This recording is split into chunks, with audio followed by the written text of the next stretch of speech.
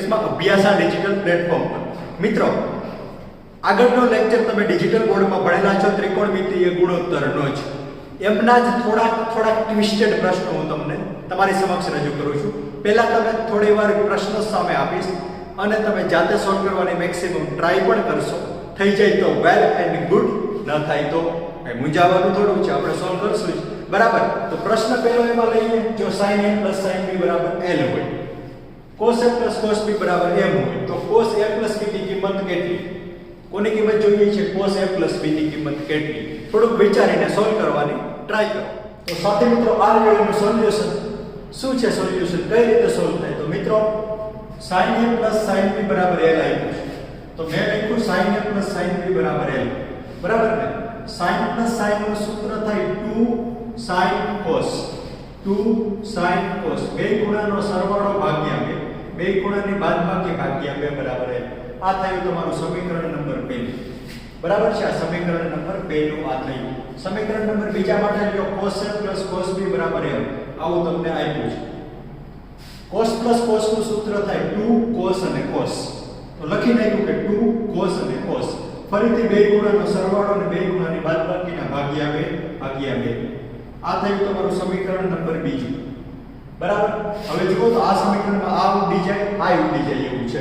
તો હું લઈ લઉં છું સમીકરણ 1 ભાગ્યા સમીકરણ 2. સમીકરણ 1 ને 2 વડે ભાગો તો પહેલા તો આ 2 ઉડી જાય. આ લીટો ધ્યાનમાં લ્યો એટલે આ 2 ઉડી જાય. આ નહીં ઉડે, આ ઉડી જાય અને આ નહીં ઉડે. આના છેદમાં આ મૂકો, sin ના છેદમાં cos. sin ના છેદમાં cos ને શું કહેવાય? tan. tan a + b/2 અને l/m. tan a + b/2 ની કિંમત આવી l/m. બરાબર. તો એક વસ્તુ હવે તમારી પાસે સમીકરણ ત્રીજું તૈયાર થઈ ગયું ને, ભાગાકાર લીધો. ઓકે. cos 2θ નું સૂત્ર શું છે? 1 - tan2 θ ના છેદમાં 1 + ખૂણો આનો અડધો થાય. તો આ જુઓ, cos a + b નું સૂત્ર 1 - tan2 ખૂણો અડધો 1 + tan2. પણ 1 - tan2 એટલે આનો સ્ક્વેર લખો એટલે લખાય l² ના છેદમાં m² ના છેદમાં 1 + l²/m². લસા, તો લસા આવે m² - l² ના છેદમાં m² + l², જે તમારો આન્સર છે. બરાબર. આ થયો બહુ સિમ્પલ પ્રશ્ન, પણ લોજિકલ તો ખરો છે. સાથે મિત્રો બીજો પ્રશ્ન કંઈક આવી રીતે આપણે આપીએ છીએ કે આમનું મૂલ્ય જણાવો. કોનું મૂલ્ય જણાવો? તો પહેલું છે sin 12, બીજું છે sin 48 અને ત્રીજું છે sin 54. એ ત્રણેયનો ગુણાકાર કેટલો થાય? જો જોતા બહુ ઈઝી લાગે છે, પણ ઈઝી જરાય નથી. 12 નું મૂલ્ય નથી જાણતા, 54 નું નથી જાણતા, 48 નું નથી જાણતા, કોઈનું મૂલ્ય જાણતા તો નથી જ તમે. તો કઈ રીતે કરો? થોડીક વાર ટ્રાય કરો, પછી સોલ્યુશન જુઓ ફટાફટ. તો આ રહ્યું એનું સોલ્યુશન. તમારામાંથી જે આન્સર આવ્યો તે સરસ જ હશે, તમને આવડી ગયો હશે. છતાંય જુઓ તો sin આવે તો -2 sin નું સૂત્ર છે. તો -2 વડે ગુણ, -2 વડે ભાગવું પણ પડે. એટલે આ બેનો ગુણાકાર કરો એટલે પાછી રકમ જ થઈ ગઈ. -2 sin નું સૂત્ર, -2 sin નું સૂત્ર cos - cos. 48 ને 12 60, 48 માંથી 12 છે. ઓકે. આ માઈનસ નિશાનીને અંદર આપી દો. તો અંદર આપી દો એટલે cos 36 આગળ અને આ પાછળ નિશાની બદલી. cos 36 ની કિંમત બધાને ખબર હોય. cos 36 ની કિંમત છે √5 + 1 ના છેદમાં 4. cos 36 ની, અરે વાહ, sin 54 ને કોટી કોડ પ્રમાણે cos 36 જ કહેવાય. 90 માંથી 54 એટલે 36. ઓકે.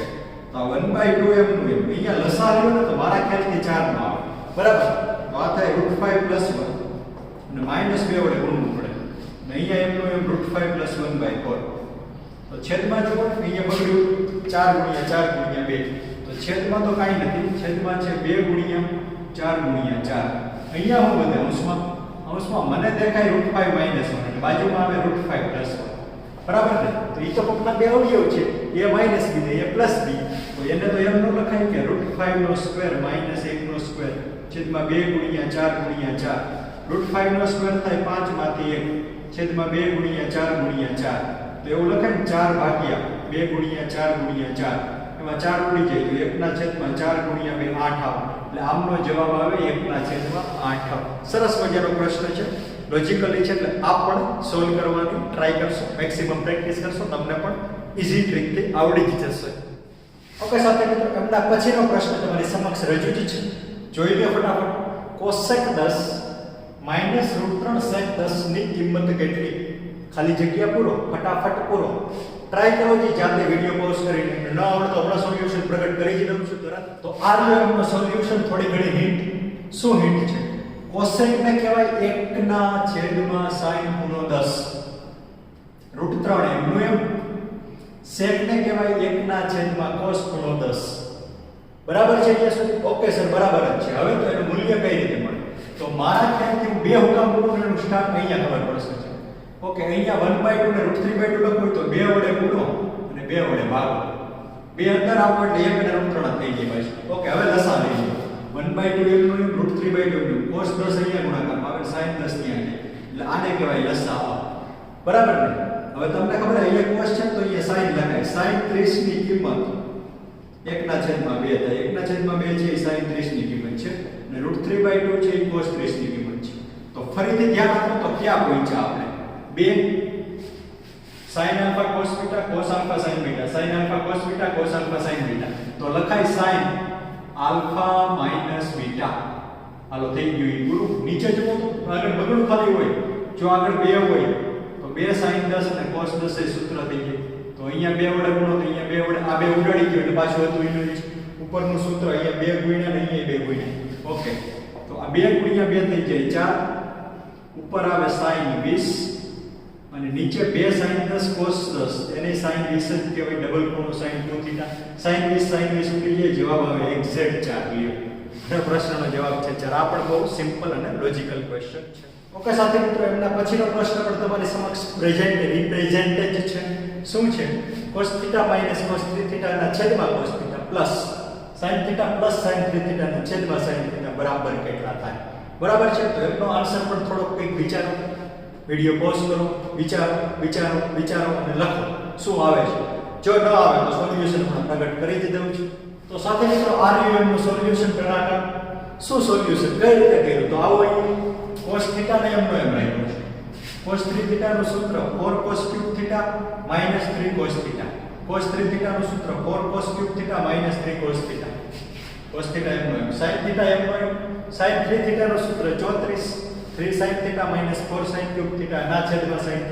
ઓકે સાથે મિત્રો, આ માઈનસ ની અંદર આપો એટલે આ માઈનસ થાય અને આ પ્લસ થઈ જાય. 3 અને 1 4 cos θ થઈ જાય. આ માઈનસ અંદર આપો એટલે આ માઈનસ અને આ પ્લસ 3 અને 1 4 cos θ. આ -4 cos cube ના છેદમાં cos એમ. sin θ અને 3 sin θ 4 sin θ - 4 sin cube θ ના છેદમાં. હવે આમાંથી બેમાંથી cos θ કોમન દેખાય, લઈ ગયો ઉડાડી ગયો.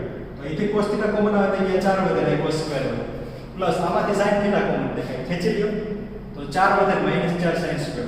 આ 4 અને આ 4 ટોટલ થઈ જાય 8.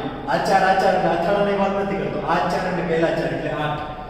4 અને 4 આ બેમાંથી માઈનસ નિશાની કોમન લ્યો એટલે -4 કોમન એટલે આ થાય પ્લસ અને આ થાય પ્લસ. પણ sin square plus cos square ની કિંમત તો 1 હોય. તો 8 માંથી 4 એકા 4 એટલે જવાબ આવે 4. આ પણ એક સરસ મજાનો પ્રશ્ન છે. આવા તમે ઘણા બધા પ્રશ્નો જાતે ગૂગલ પરથી કે અન્ય કોઈ પણ મેથડથી તમે સર્ચ કરીને સોલ્વ કરી જ શકો છો. નવી પ્રેક્ટિસ કરતા જ રહેજો. તબ તક જય હિન્દ, જય ભારત.